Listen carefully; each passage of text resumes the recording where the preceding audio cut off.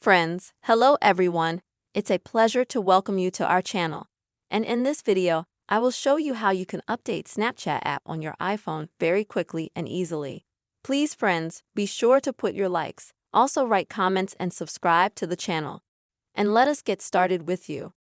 And to do that, open the App Store app on your iPhone. And then, folks, you'll need to go on the right-hand side to search.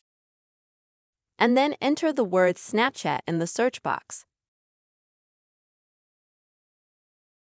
Next, you will need to open this app. And right here where I have the word open, you will have the word update. Click on it to start the process of updating this app. You can also, on your iPhone, exit the App Store app, go to Snapchat, go to the Snapchat shortcut, and you'll see on it that the app is being updated.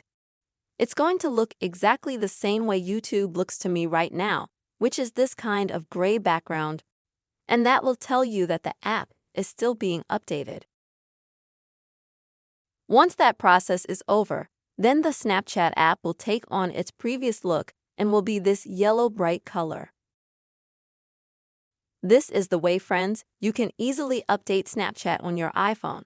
I really hope this information and this video was helpful for you.